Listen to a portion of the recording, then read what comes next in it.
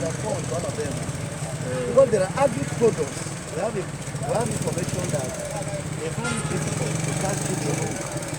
And what we are doing now is that anywhere you see agri products, every vehicle that comes, just have product moving to the other states. It can be livestock, it can be goat, and any of those things. Once you see them, you don't delay them. They move immediately. You don't have to delay them, they move immediately. But there's a cost. If a vehicle that is carrying livestock products or agri products is carrying more men, you can arrest them. So it may be a view to conceal them and move them to another state. But once it is agri products, you should allow them to pass without delay and inform the other colleagues who are with you on the other side of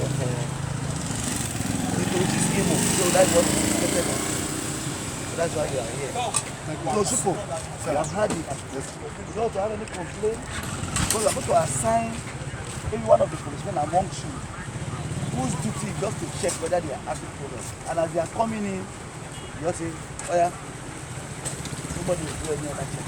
Are you hearing me? Yes, sir.